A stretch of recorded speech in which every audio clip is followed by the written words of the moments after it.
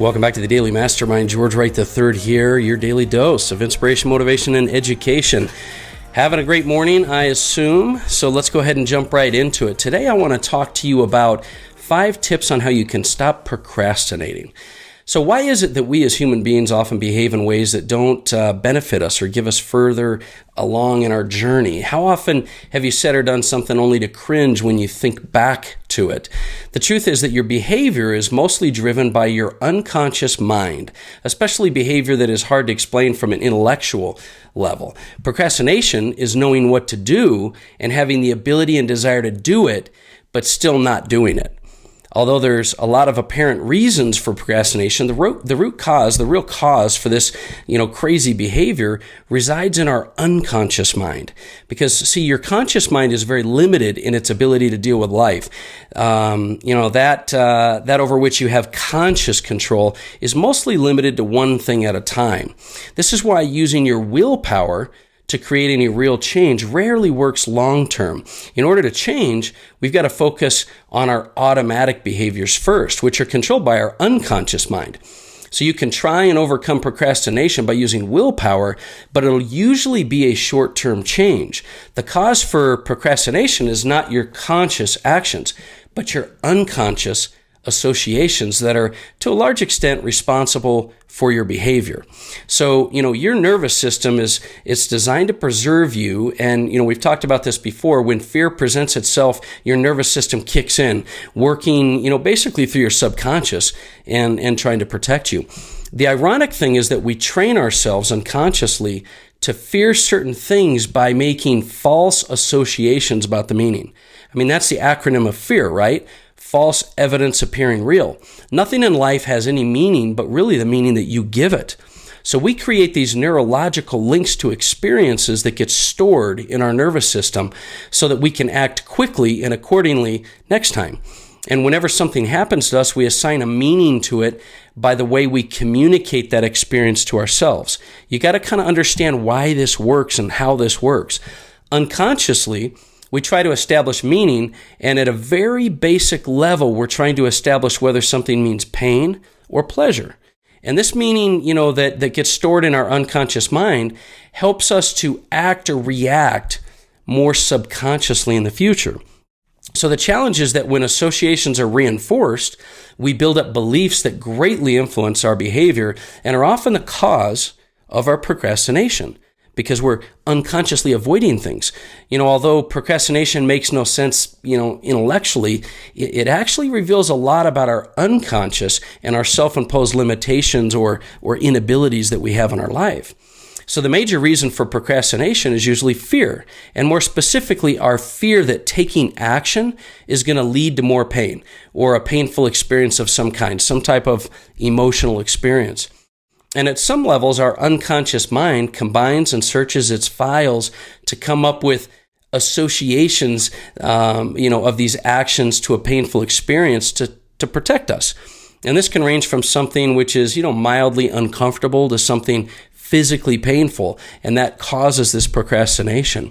Although you consciously want to do something, your unconscious is what's preventing you from doing it. That's why we say things like, I know I need to get this done, but why am I not getting it done? I've had opportunities at times where I've got a list of some things I've got to get done, but for some reason I just never get around to it. Maybe you can associate with that.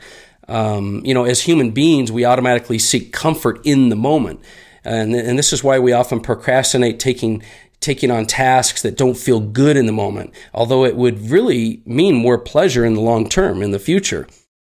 So learning to recognize this need for comfort is what creates the growth necessary to produce results.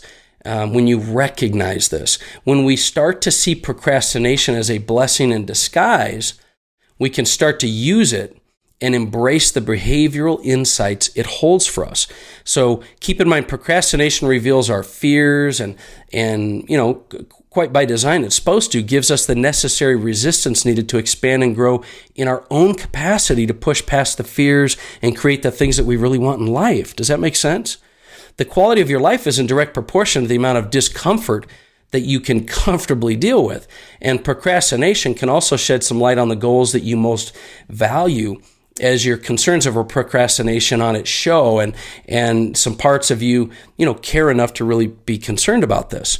It's been said that first we've got to form the habits, and then our habits are going to form us. And we form habits by the way we think and the actions we take towards our thoughts.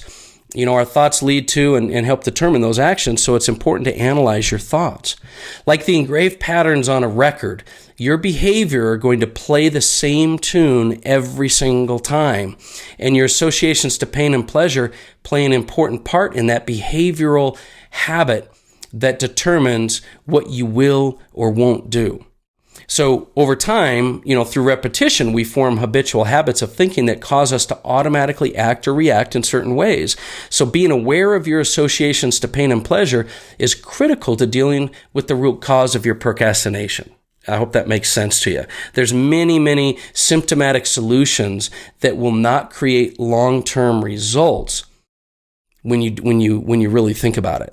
So, although the real cause for procrastination resides in your unconscious, your subconscious mind, you're ultimately still in control of your conscious actions. So I want to give you these 5 tips. Now that we sort of understand why things really truly happen, you can direct better actions to cure this idea of procrastination. So here are 5 tips to stop procrastinating.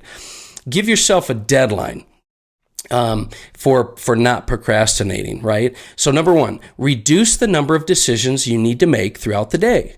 Every decision we make requires a certain amount of energy, and this causes consequences. So reduce the number of decisions you have to make every day. Make certain things automatic and focus on the most important decisions. Number 2, finish your day before it starts. Finish your day before it starts. Plan your day ahead of time. Make sure you know what you're going to do so that you don't hold back and have to keep constantly coming up with decisions. Number 3, the nothing alternative. The nothing alternative. Number 4, the next habit action. Focus on doing some very next thing in your life. The next habit action. Take action. Make that your habit. Find a way that no matter what, you're going to take a step. You're just going to take the next step. You're not going to bite off the entire problem. You're just going to take the very next step. And number 5, adjust your environment.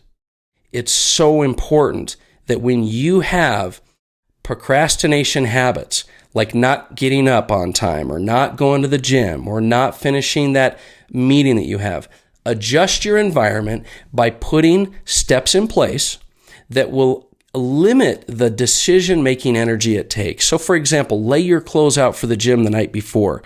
Pre-plan your meals. Do meal planning.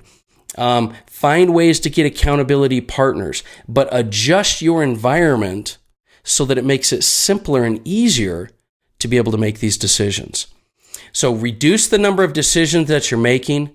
Finish your day before it starts by pre-planning and pre-organizing. The nothing alternative, meaning get things done, or experience that you're not going to have the results that you want. And that next habit action of taking the very next step you need and adjusting your environment. Those are the tips that I have for you for procrastinating. I hope they help you. I hope there's something that can help you to make changes in your life. And I want to hear what works and what doesn't work for you. So hit me up on the Daily Mastermind on Facebook or Instagram. Hit me up and help me to see where it is that you struggle with procrastination, and maybe we can talk about some solutions for you as well on the upcoming podcast. That's my message for today. This has been the Daily Mastermind. Have a phenomenal day.